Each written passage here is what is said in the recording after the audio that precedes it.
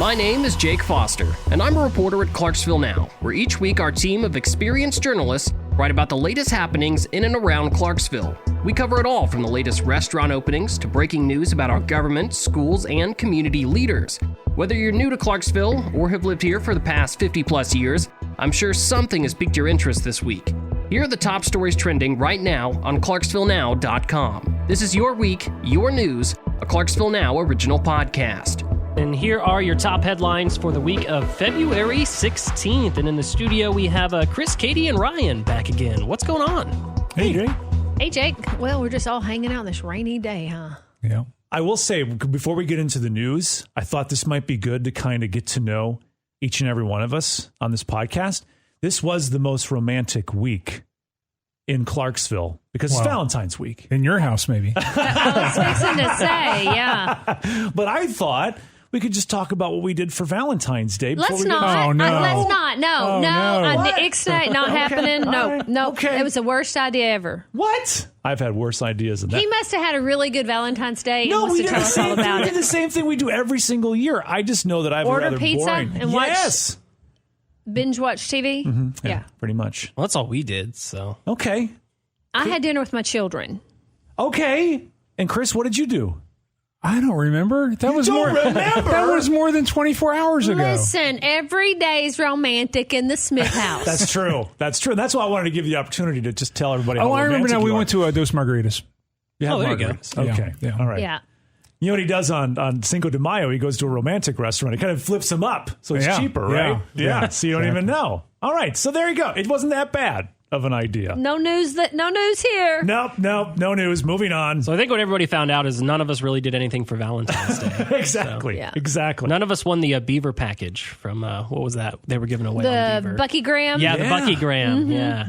Wouldn't your wife, Jake, have loved to have a giant mascot furry beaver deliver some flowers and candy and all that stuff? There's nothing more romantic, is there? My wife would not hate even. me. She would hate me if I got that for her. She'd be terrified. I Well, think then it's- just wait till next year, Christina.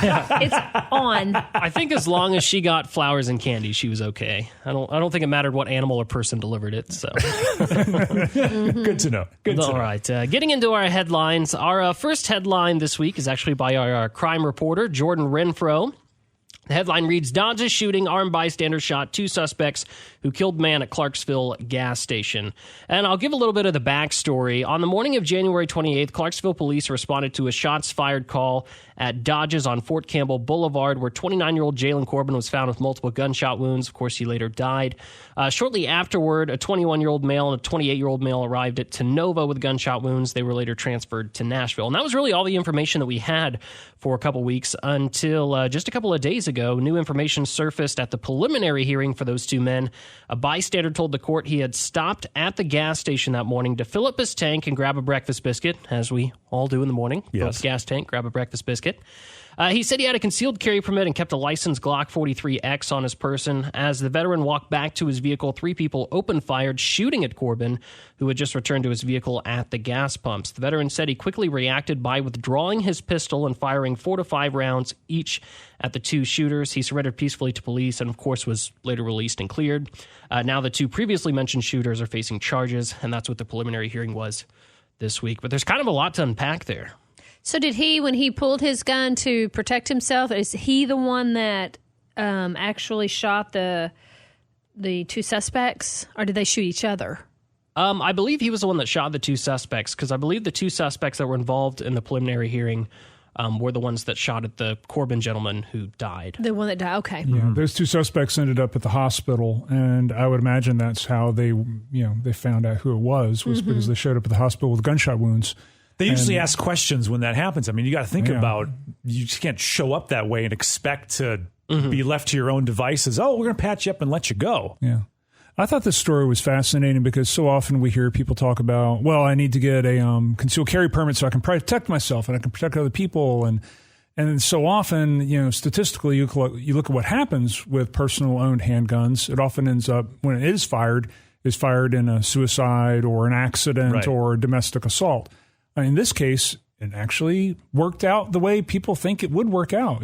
Somebody was in the middle of a shootout and pulled out his gun and was able to shoot 2 suspects and wound them, and now they're and possibly before they're defendants in trial, and possibly before anyone else was shot and killed. Exactly. Imagine the other bystanders. Imagine, all the damage that could have been done had that veteran not stepped in. And I think what's important is this guy was a veteran. He had experience with firearms. He had trained on that sort of thing. I mean, this is the reason why I don't have firearms. And it's not for any other reason other than I'm not coordinated enough to dribble a basketball. Like, I am not the person you're wanting to draw in that situation, but somebody with that muscle memory and has been trained to do that did exactly what they were trained to do and exactly what you'd hope someone would do in that situation. So I'm glad that his life is not complicated with charges and all of that stuff, that he was just, questioned and released. So now, back to the actual story, the gentleman that actually died, was he just an innocent bystander? Were the 2 suspects shooting at each other? Do we know, how does that story unpack? I believe this is still under investigation. Okay. It is. And what came out of the preliminary was that all the suspects knew each other, that there were 3 people who shot at Corbin. And their attorneys claim that Corbin had flashed a gun at them, and they fired when Corbin pulled out his weapon. The prosecution is saying that, basically, no, they were targeting Corbin and were specifically planning to shoot him. So that'll all come out in trial. I'm sure there's going to be testimony on both sides as to how it all started. But there's a 3rd suspect, apparently, who is still out there. They believe that there was a 3rd shooter who is still at large. All right, so we'll be following that story on ClarksvilleNow.com as it develops and as the trial continues. Yeah. And one thing I want to add to that, too, is it really hats off to this veteran. Working before in Indiana, covering news there, I saw a lot of stories like this where there were people with concealed carry permits that were able to save other people's lives. And they can do that. I mean, I personally have one I carry every day, so... I think they are. I think that was just hats off to that veteran. And like you said, Ryan, I think his training really came in handy as well. I think it's important. Yeah, exactly. I mean, this is something he's done. Yeah, it should kind of be a wake-up call in some ways to people who are going to engage in criminal activity in Clarksville. If you're going to pull out a gun in a public place in Clarksville, you better know what you're doing, because you're probably surrounded by well-trained Army veterans who have concealed carry permits. Right, absolutely. Well, they say that's one of the statistics about the South, is that it's almost like you have this unknown military there because there's so many people that do carry weapons. Yeah, in the South. And the cool thing about Tennessee, it is what they refer to as a constitutional carry state. You don't necessarily need a permit. But when you do apply for a permit, because you have to have a permit if you want to carry out of state in a state that honors a Tennessee permit, you do have to take a training course, and you do have to practice with a firearm too. So, well, and it is constitutional carry, but if you want to drive to Hopkinsville, you're going to need a concealed carry. Right, that's what I was saying. Right. You need a permit to carry out of state. Right. I do think practice too is important. Absolutely. Because yeah. I think you get an idea, right? Like, I know for me, I watch action movies and you're like, if Keanu Reeves can do this, I can. And having gone to ranges before and tried it, I couldn't hit the broadside of a barn. Yeah. You know? The thing is, if someone's coming at you, you're not going to be shooting at a barn. You're going to be shooting like 10 feet, me and you. I'm gonna stay behind the trusted people, people that know what they're doing, because I'm not one of those folks. I got a baseball bat. I'm ready to go. Exactly. So. Exactly. So that was our first headline. Our second headline for the podcast is a man who shot at deputies during 100-mile-per-hour chase pleads guilty to attempted murder in Clarksville. This was by you, Chris.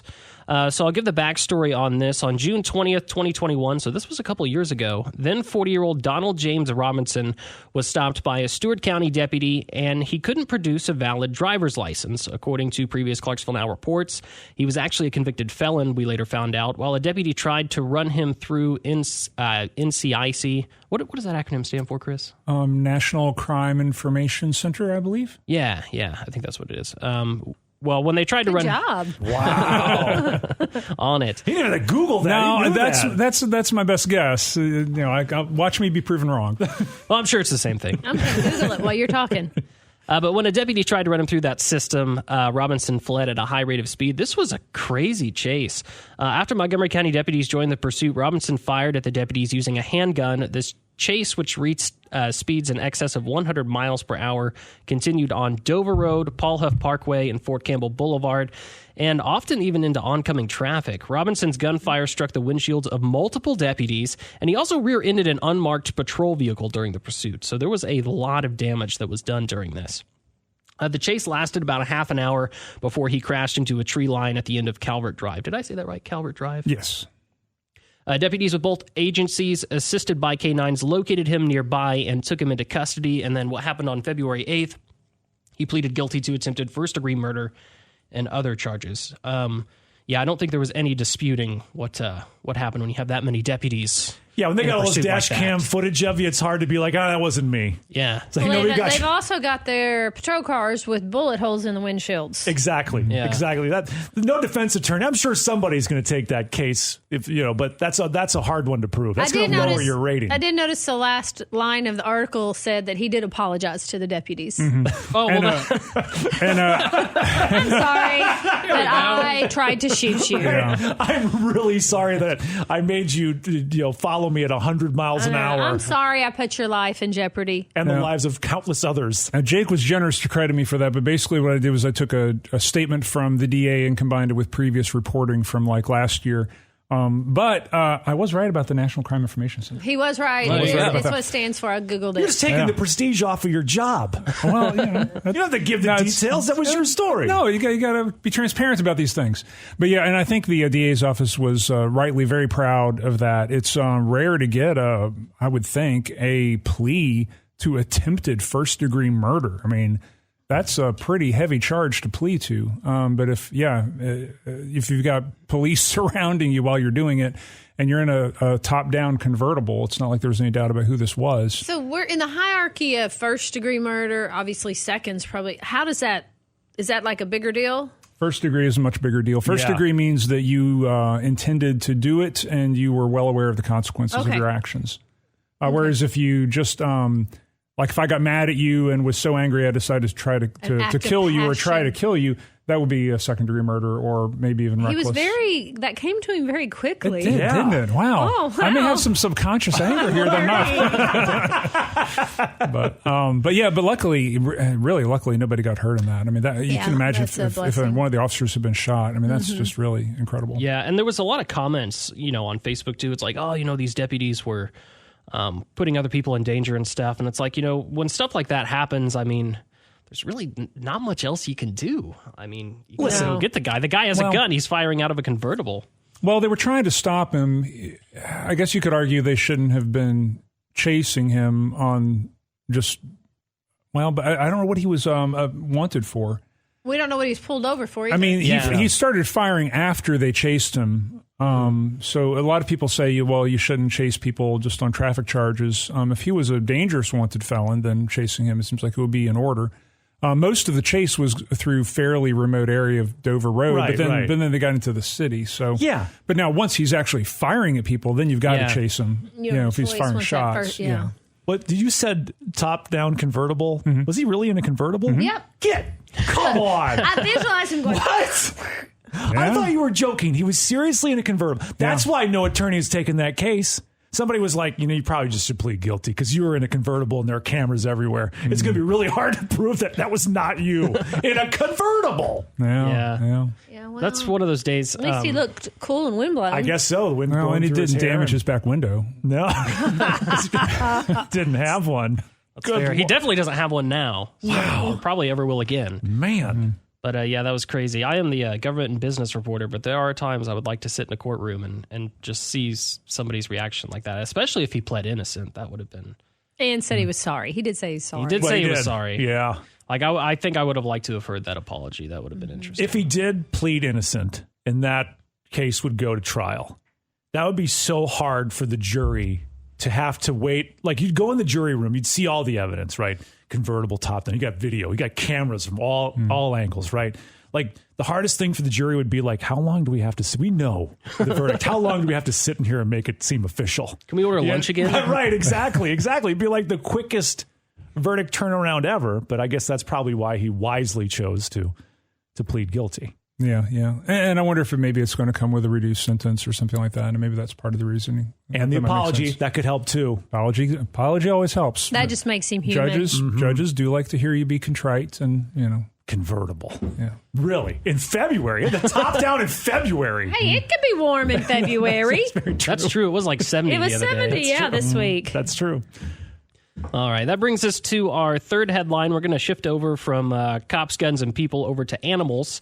So our third headline, this was, we received a report from the Montgomery County Animal Shelter, and so I kind of just wrote something up on that, giving out some facts that were displayed in that report. So the headline reads, 4,883 animals ended up in Montgomery County Animal Shelter last year, 22% increase over 2021. And that's a substantial increase.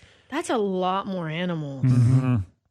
So this week, Montgomery County Animal Shelter Director Dave, and I do not want to butcher his last name, Caskey, shared with the county commission the shelter's 2022 annual report, which detailed accolades and challenges the shelter faced. According to the report in 2022, 4,990 animals left the shelter through adoption, foster care, transfer to rescue, or euthanasia.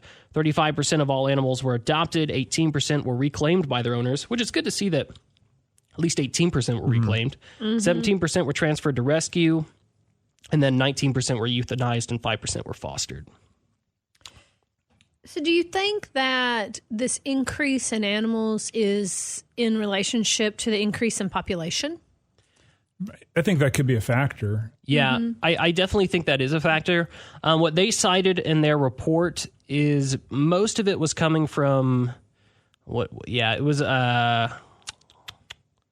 well, I seem to have lost it. Sorry, I wrote this 3 days ago. Chris has been saving you all podcasts, so he'll know exactly where you want to go with this. Telling you Fair acronyms, enough. last names, pronunciations. Chris has been. I'm like 3 for 3 now. Like the human Google over there. I do know- Google. I believe the first reason was there was an increased number in surrenders. And some of these are because there's a lot of apartment complexes in Clarksville that do not allow animals. So when people do move here, they can't move with their animals and they have to surrender them. So I think that was the main reason. And there's a lot of surrenders during PCS, things like that. One thing that I thought was interesting about all this was, it's kind of sad that 19% of the animals that were impounded at the shelter were euthanized. Yeah. And I just, my brain immediately jumped to, well, that's why we need a shelter. Well, we do need a new shelter. Right. The current one's horribly outdated. But, there's not enough room. But then you dig down those numbers and the reasons for euthanasia, only 3 animals were euthanized because they were out of space. The vast majority of the euthanizations? I think that's correct. Yeah. The vast majority are for either the dogs are too aggressive to be adopted out, or too sick, or just have major behavioral problems. So that was kind of heartening. I mean, it's sad still, Right. but at least it's Right. not because they're out of space. Right. It's because the dogs can't be rehomed because they have behavioral issues. Well, what stuck out to me in the article was, talking about the increase, but then talking about, well, this percentage was reclaimed by owners, and this percentage was adopted out, and then this percentage was sent to other shelters or rescues. That there tells me that they're really are trying to work hard to make sure that they find homes. So I never really, before you even said that, I thought, I bet that 18% were sick or something. Because if they've got that many that they're placing in other care or even foster, then they really are trying hard to make sure they get homes and not euthanize them. Yeah. And what's really interesting, you mentioned dogs earlier, and there was actually kind of a plethora of animals that have been involved in this shelter. What were some of the unique animals? So dogs and puppies made up 57% of all adoptions, which makes sense. Yeah. While cats and kittens accounted for 41%.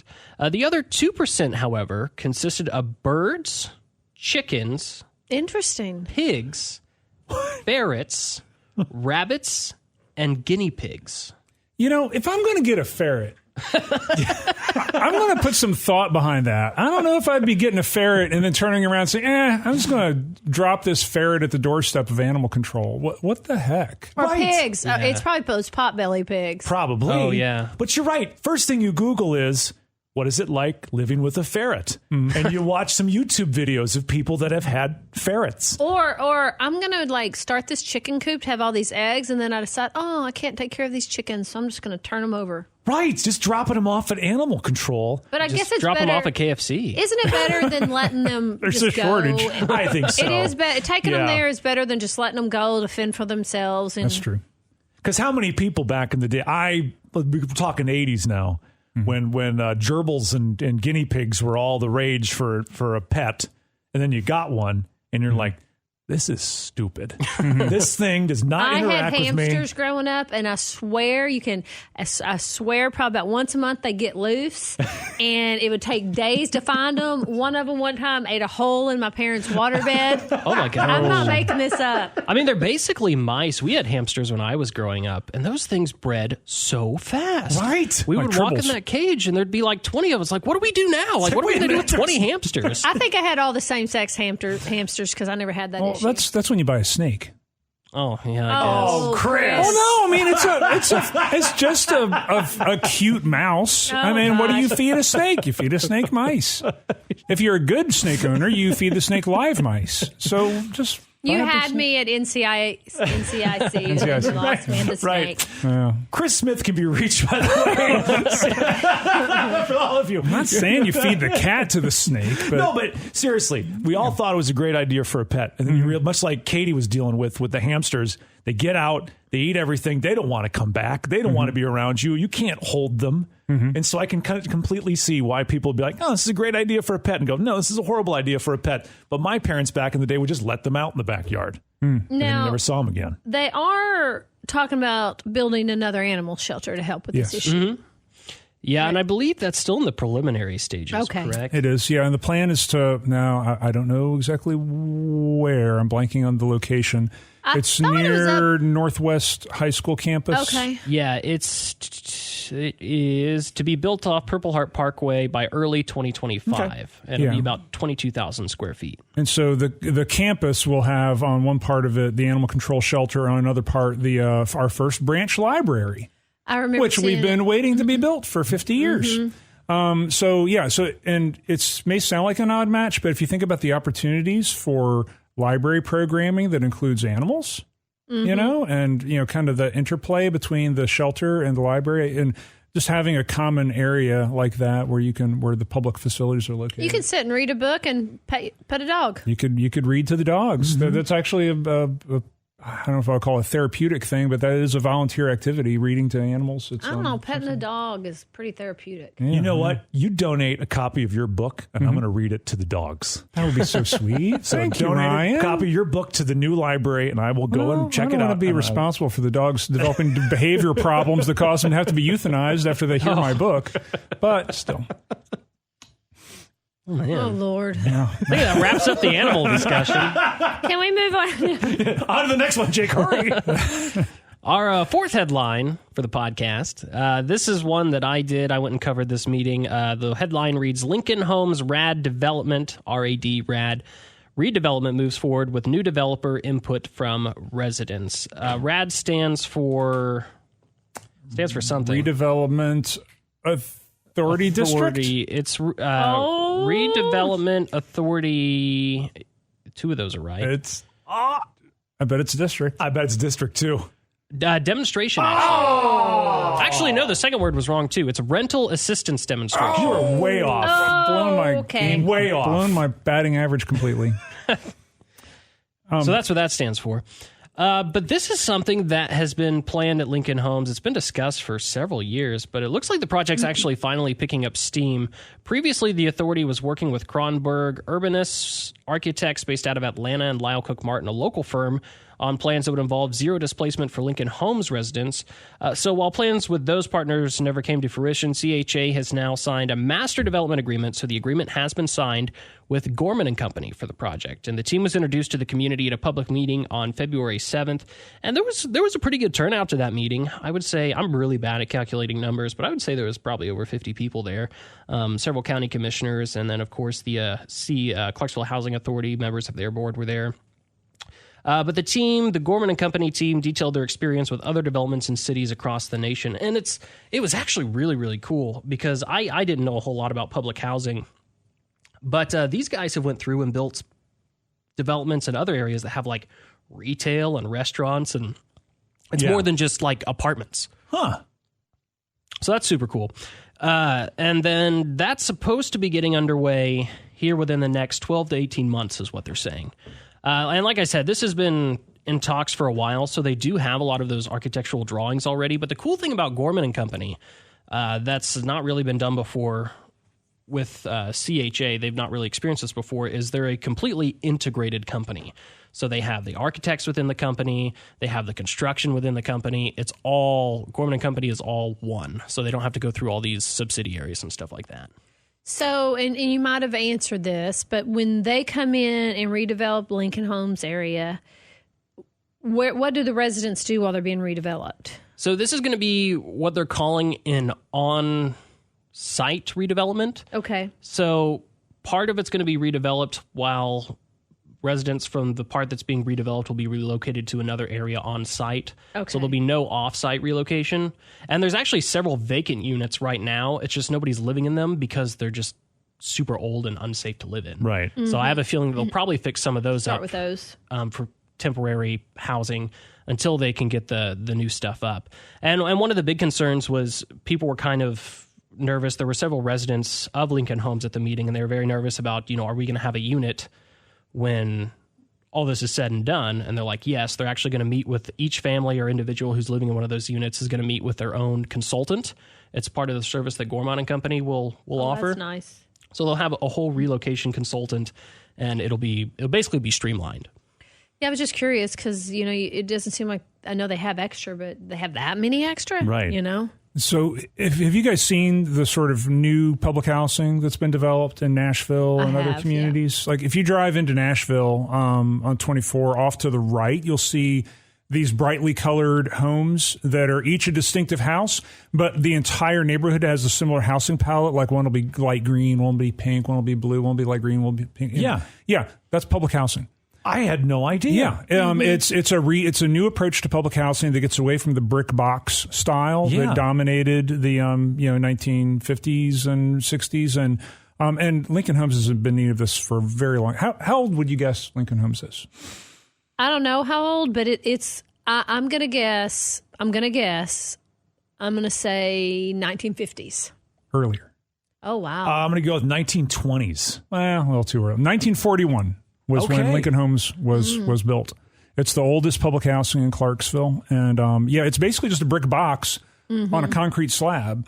And a lot of the plumbing is inside the concrete slab. So like doing repairs is just ungodly expensive in these old homes. Yeah. So so redeveloping and turning into something nicer would be really good. So essentially what you're saying is they're going to try and design these things much like those buildings you were talking about in Nashville. That'll just change the feel of the Austin Peay campus as well. I mean, because Lincoln Homes comes right up against Austin Peay's campus. When you go to a ball game at Raymond C. Hand, what do you see there in the outfield?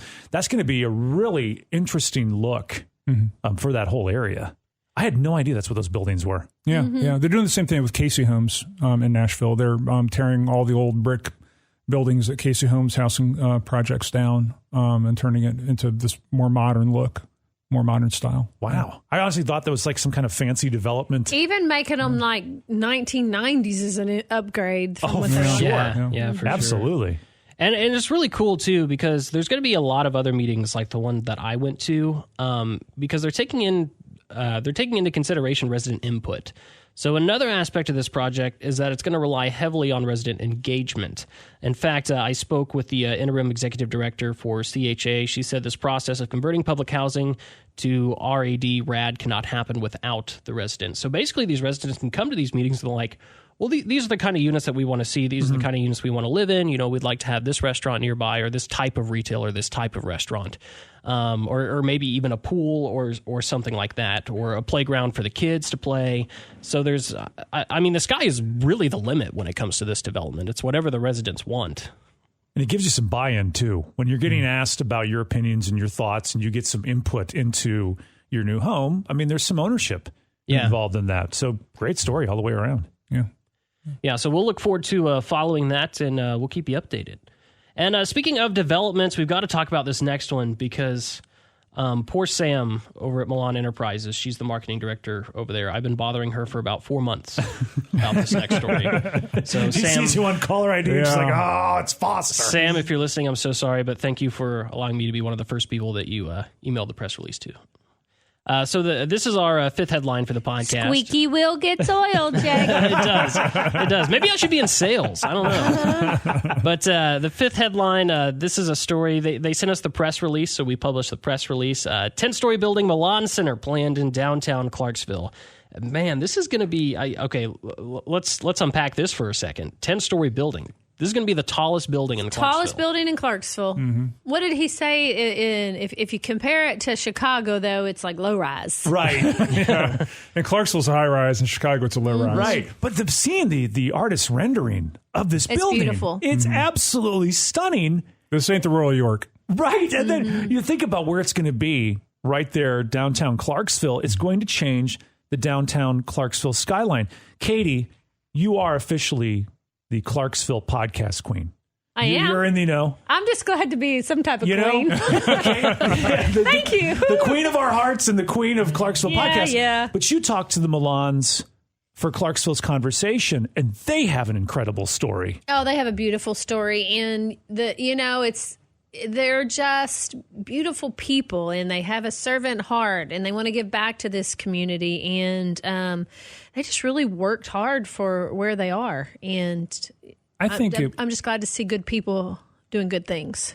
And speaking of good people doing good things, I don't think they would be upset if we shared the reason they were late to our podcast. Oh no, They wouldn't tell the story themselves, but they were supposed to be here at I can't remember, They were like 2 supposed o'clock. they're supposed to be at 2 o'clock for a podcast. No, Yeah. 1:30. 1:30, Yeah. and they were late, and they texted. I think it was Charlie, and said, "I'm sorry, we're running behind. There's a woman with her kids stranded by the side of the road, and we stopped to help them." And the woman's husband had recently gone out of town, so she was by herself. So they stopped to help them. And then, of course, that's just the kind of people they are. Of course, Lily is going to follow up with her and make sure she's taken care of. And they're just good people. That's so amazing. Wow. Yeah, Yeah. I mean, they're late for a very important podcast. It's hard to be mad at that. You should have just kept going. Yeah, I think we could all learn something from that kind of servant heart and humility. Yeah, you see somebody in need and you just stop and help them. I mean, that's the kind of people they are. And it's neat when those kind of people are also the kind of people who are building a major development in downtown Clarksville. You know, you don't usually see the two. Right, Well, and they exactly. Or at least shared- not obviously. Yeah, and marry they up. shared. I mean, they come from very humble beginnings. I mean, both of their mothers weren't born English speaking. They didn't. They Right. moved here from Mexico, and they were, raised in very humble beginnings, and just made some smart decisions along the way, and are very self-made. And I don't think they've ever forgotten where they came from, and that's the beautiful piece of it. And they're just the people that work with them. They pour into them because other people have poured into them and mentored them, and I'm just really happy for them, because I think that I think it's going to be a beautiful building downtown, but I just think there's some really deserving people. And I think this entire development shows how much they care about Clarksville, because it's something that Clarksville actually really needs, in my opinion. So it's going to be a large mixed-use development. It's going to be at the corner of Jefferson and North 1st Street in downtown Clarksville. And yeah, it's going to be 10 stories, but there's going to be so much other stuff in there. I mean, there's going to be housing, and there's going to be a lot of office space, which is going to be really cool. And they are not selling these out as condos. I asked that question. They are all rental. They're going to be apartments in there. Interesting, because that'll be a beautiful view, really, of the river. It's going to have a rooftop pool.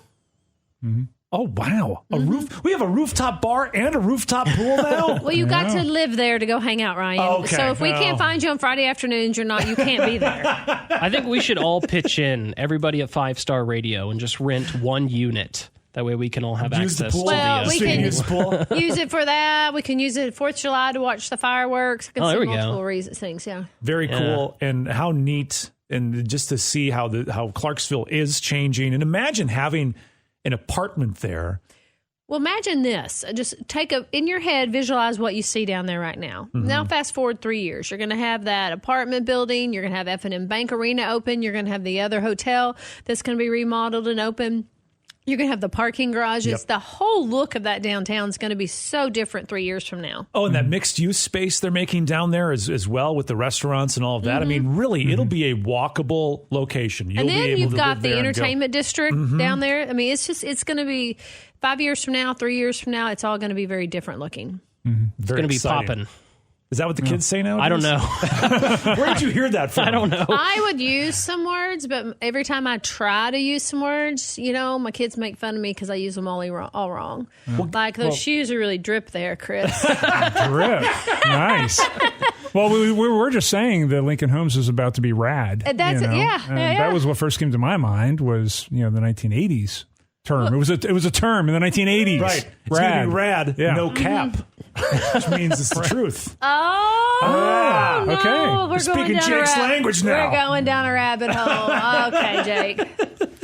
All right, well. Have you ever used no cap, Jake? Seriously? I have actually never used no cap. I've used the term fire before. I've called things fire. I don't think people still do that anymore. No, they do. Do they? Yeah, that's fire. That's fire. Yeah, Kind of 2021. yeah. Remember Epic was really I think big for a that's while. 2022 and a half. Chris still says word up. I got told once by a teenage child that my memes were stale. Oh, yeah. I was sharing a meme with my family, and I was told, Dad, your memes are stale. Yeah. Stale. Wow. I actually know what that means, though. Yeah. Huh, no Your meme. meme has no drip. And my meme has no drip.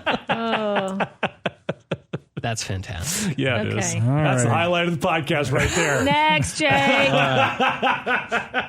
Moving on to our next headline. There's not a whole lot to discuss with this one, but I do want to bring it up because we talked a little bit about it on last week's podcast. I go to all those really fun and entertaining city council and county commission meetings. Oh, yeah. Those are always a great time. I bet those people can throw a party. But the headline reads, Vote to hire Director of Continuous Improvement for Montgomery County delayed. So we talked a little bit about this last week. Essentially what this is, it's going to be a brand new position for Montgomery County government. The resolution was introduced at the formal meeting on February 6th and stated that Montgomery County is one of the fastest growing communities in the state, and the position is necessary to efficiently and effectively meet the rising needs and requests of its governmental departments, boards, and elected officials. If approved, the measure would amend the operating budgets of the fiscal year to cover the cost of hiring the new employee, who would be under the direction of the county mayor and chief of staff. The starting salary would be around $122,000 annually, starting out with benefits. I believe they calculated that up to about $150,000 total. But this resolution did not appear on Monday's agenda. That was February 13th. And so that was really the only thing I had to write a story on Monday. So I was like, well, this meeting's going to be very, very short. And it was only 10 minutes, but nobody was complaining. But Jake came back empty-handed. I did write this, so it wasn't completely empty-handed. So following unanimous approval of the consent agenda on Monday, Commissioner Rashida Leverett inquired as to why the measure was pulled, and all Mayor Wes Golden said was, we have some more meetings coming up. I'll be meeting with HR, and as soon as we know something else, we'll get some more information to you. No time frame was given as to when the commission will take up the measure. We could speculate all day long why it was delayed, and I guess really it was delayed. It wasn't necessarily postponed because there wasn't a timestamp on it. But that decision was not made this week, but it could be made within the coming weeks, so we'll continue to follow that. I'm going to speculate and say they listened to our first episode last week, and they were like, that guy's got a great point. We can't call continuous improvement. That's a lot of pressure on somebody. We got to come up with a different name. I suppose they could just turn it into an acronym. That's what the military does. Something. Yeah. Like maybe just call him like the chief of staff. Would it be DCI? Yeah, I'm the DCI. I'm the Director of Continuous Improvement, but just call him the Then DCI. somebody would think you're like a Washington, D.C. investigator. Something, right? Yeah, exactly. That job comes with sunglasses. It's a different right. Job with sunglasses when you got an They acronym there. probably, if HR is getting involved, need to make sure they're posting it in all the correct places, make sure that they're crossing their T's, dotting their I's, all the necessary stuff before they put it out there. Absolutely. So it'll be interesting to see what happens with that.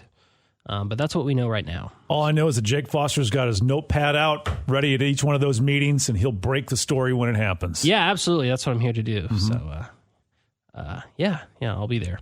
So moving on to our next headline. This one was so fun to cover. I love doing This one these is types of peachy. stories. This man, right there on it. Right there on it. Our headline reads, Peach Cobbler Factory makes it to Clarksville with 12 cobblers, sweet peachy tea, puddin' shakes. Puddin' shakes. Puddin' shakes. And that's PUDD-in shakes. Oh, wow. Puddin' That's better shakes. than I expected. How did you think it was spelled? Ian. Oh, yeah. PUDDIN. But apostrophe, and that takes to a whole other level. I would have gone with you on that, Chris. Yeah. Guessing. This was really fun. I got to, as soon as I got there, it was super busy. I went there just the other day, and it was busy. There was people out the door. And so the owner, Wendy Ladd, she was behind the counter. She called me 3 times actually that day, and we had to reschedule because she was just so busy trying to get stuff in and help behind the counter. But I waited there for about 15 minutes, but I was not complaining because it smelled so good in there. Like it was...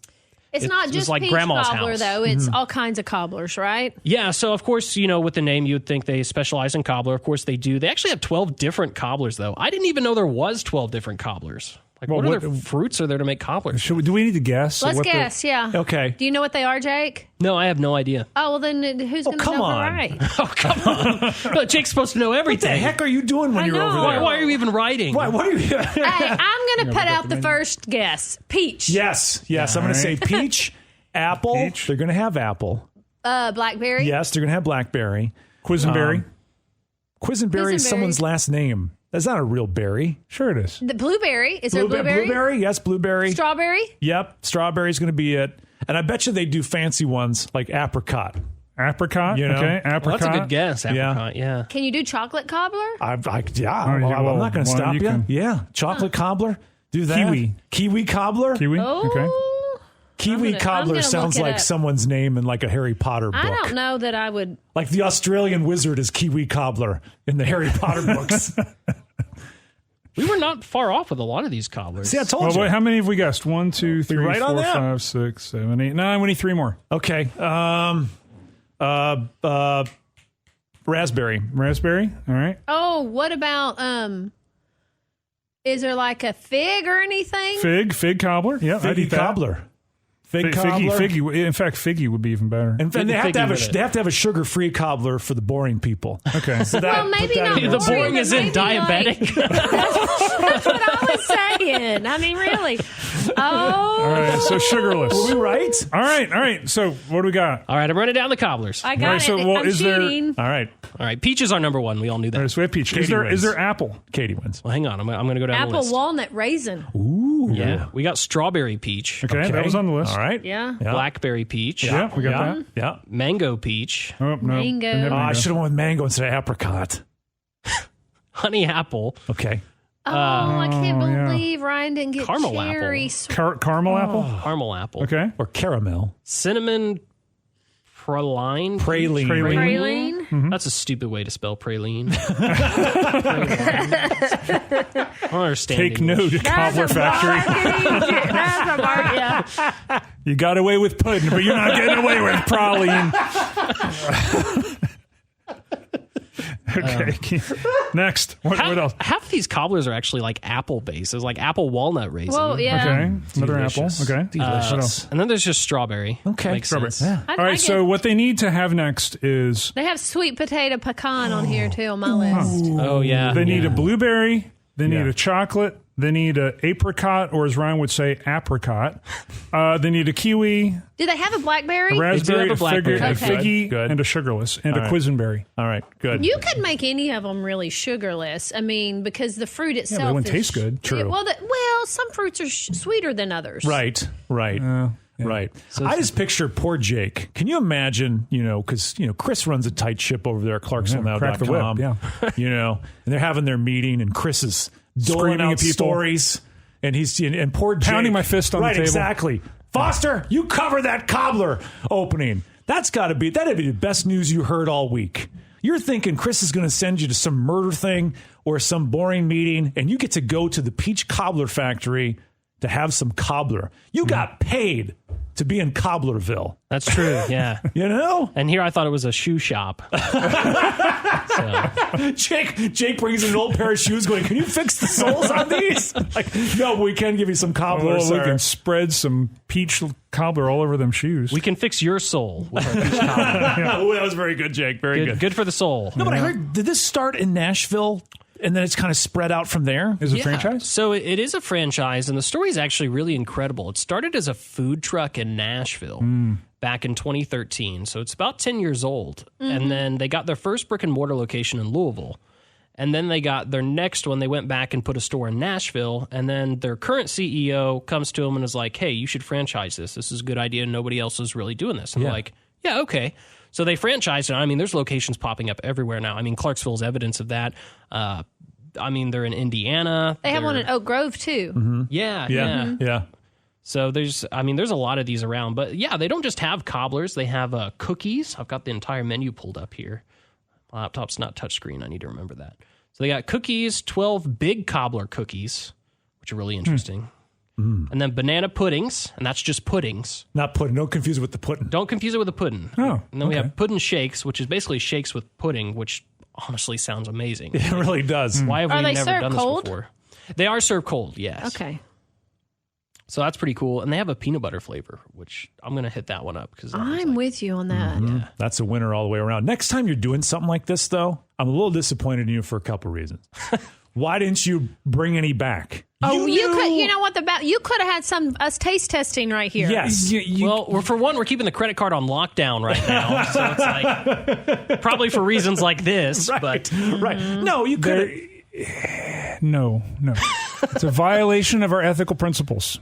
We do not accept food in exchange for coverage. Okay, next time Oh, that my happens, word. Jake, I'll distract Chris. You grab his credit card, and then you go get us some cobbler. I'll just distract him with a pudding With some pudding shakes. Yeah. Right. That's what I'm going to have. If I don't get a pudding shake, I'm going to have the pudding shakes. Okay.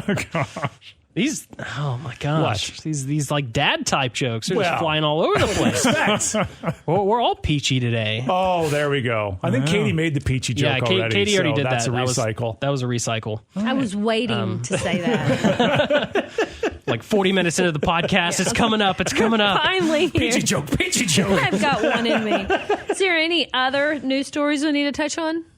No, that's pretty much it. I do want to share some more about this. I sat down with Wendy Ladd. She's actually a nurse by trade. She was a veteran. Her and her husband run the restaurant, but they are or dessert shop or whatever you want to call it. But their son is the general manager. So this is actually really a family-owned Oh, yeah, love that. shop, which is super cool. Are they from Clarksville? Philip is from Clarksville. Okay. I don't believe Wendy is. All right. But we have one Clarksville native in there. But and she was telling me this story, and I couldn't help but laugh when she told me. She's like, she was on the phone with one of her friends one night, and she was looking to get out of nursing, and they wanted to kind of do their own thing. And so her friend bought into this franchise called the Peach Cobbler Factory, and she'd never heard of it. So they reached out, and they went through the vetting process. They went to meet the CEO, and they had a couple products for them to try. She's like, as soon as I tried the OG banana pudding, that's what it's called, the OG banana pudding, and the peachy or the sweet peachy tea, she's like, where do I sign? That was all she needed. They had her at pudding. Yeah, they had her. They had her Yeah. pudding. Let them eat pudding. Yeah. Interesting. So that's how the Peach Cobbler Factory came to be in Clarksville. Well, you've got to pretty believe cool. in what you do. You know? Absolutely. Yeah. But now, since you've covered the story, it's not ethically a problem for us to go get some cobbler. I didn't say you can buy some cobbler. You just can't. I didn't say it could get free. I was saying you Oh, could okay. steal your credit card and get it. Oh, well, that's fine. Okay. All right. Good to know. Yeah. That's great. Exciting stuff. Theft from the boss is okay. Just not Noted. Wendy did tell me she offered me some cobbler, and I was like, I can't have dessert without my wife here. She would get very angry if I got some new dessert without her. I'm not allowed to go to restaurants without my wife, apparently. I Okay. don't think. So, All right, it's so- a fun fact. We know what your date night this weekend is going to get some peach cobbler. Probably, yeah, and one of those pudding shakes. Now, is her location is over by Exit 11, correct? Yes, it is. I can actually give you the exact address. It's 1021 Highway 76, Suite Okay. 108. And they're open Monday through Sunday from noon until 9 for dine-in and until 9:30 each night for online orders. Okay. All right. Good stuff, Jake. Good week worth of roundups. And one more thing just to take note of. If you are listening to this podcast on Saturday or Sunday tonight, Haven Madison Yes. is going to be on American Idol This Sunday, right? Sunday night. Yep. At I don't have the time, but it's American. If you watch American Idol, you know what time it is. Exactly. It's on. Yeah. I'm betting it's on in the evening. I'm pretty sure you can find it on your TV. Right, exactly. Haven That's- Madison. Now, Haven Madison she's from Clarksville, goes to Clarksville High School. She's a junior at Clarksville High School. cheerleader, is that right? She is a cheerleader.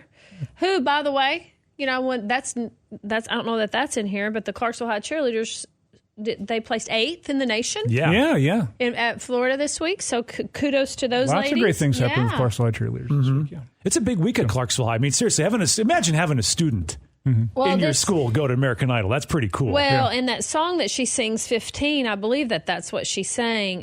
And you can get on Clarksville Now on the story and listen to it. She wrote it herself. So not only has she got a talented voice, she's a very talented writer as well. Yeah, I did a little bit of digging on that because I like the song 15 okay, but the song I really like was she has a song about summer.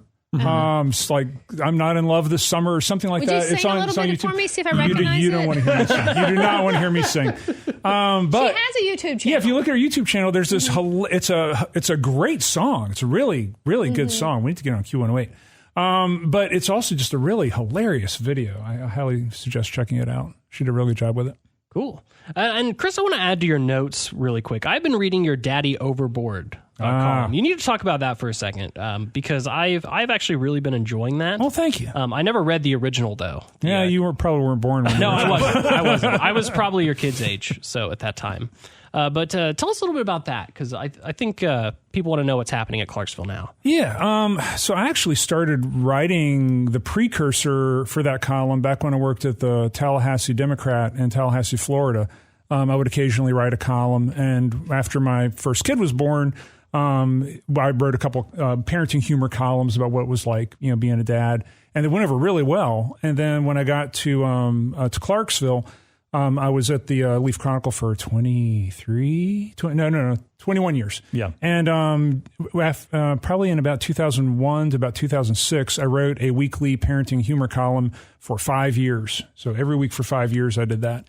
And until I finally ran out of material and decided, you know what, nobody wants to hear any more of my stories about diapers. Plus, my kids were starting to go through puberty, and who really wants there's to... a lot of stories at teenage years. Yeah, but I mean, I can't tell them. I mean, that's horribly embarrassing, right? Yeah. Yeah. So I ended up stopping it. But recently I just sort of got the itch to kind of try it again. And so I'm doing a little limited series. I'll probably do 6 of them once a week for about 6 weeks to kind of talk about what it's like being an empty nester now that all those kids are out of the house and grown-ass adults. I want to point out that Chris, when he started doing Daddy on Board, his hair was not nearly as gray as it is now. No. You got an empty house now. No, I've always looked much younger than I am, so I probably looked about 15 years old. People are like, "You have 3 kids?" I'm like, yes, I'm 35. I tell you what, those years sure do fly by, don't they, Chris? They do. They yeah. do. Yeah, I can concur. Not really. We did our first college visit yesterday, so that was Oh wow. that was. I think I might have teared up a time or two. Aw. They'd be really mad if you knew I was sharing that with everybody. Yeah. I remember taking my daughter to the first college visit. It's a big deal. And I don't know if did you experience this, Katie? You're looking around. All these people are there to take the tour. No, it was just us. A little sniffing, a little sniffly. But I was looking around and I go, is this take your grandkid to college day? And then I caught a glimpse of myself and I'm like, oh, wait, they're all my age. Yeah. I'm like, oh, I got You a kid suddenly in realize college. you're an adult. Right. Yeah. Ryan, do you know how much older than you I am? Did you just call me a grandma? I didn't call you a grandma. You weren't there at the same one. I know. No, It's difficult because you remember the first day you dropped them off at kindergarten, and here you are doing college visits. Ooh. Oh, I'll tell you what, when I dropped our oldest off at college for the first time, I sobbed. You guys are so much more emotional than I am. we got rid of our kids, and I was just fist bumping. I was so glad to be back with my wife again and alone in the house. We can do what we want. We don't have kids all over the place causing problems and all this drama and all this. I sure hope your kids listen to this. It's like, I hope your kids are not listening to this podcast. I love my children dearly, but I was ready to be back to just me and the wife again. They say that's why God gives you the teenage years. Did you at least shed like a fake tear where you're like, oh, I was sad. I do miss them every now and then. I have a little, something will happen and I'll be like, oh, I don't have somebody to help me lift this couch or something, He waited Only when there's work to be done. Yeah. Who's going to mow my lawn? It's very emotional for Man, me. I got to unload this dishwasher by myself today. That's right. Chris at least waited till he was on the interstate Jake, do you before he have started kids saying, yeah. I do not have kids, Okay. and there's no plans. Enjoy it while it lasts. Those kids, they cost money, so. Yes, they do. And with Well, yeah, that, wait till they're teenagers. they get more expensive as they go along. That's the truth, Jake.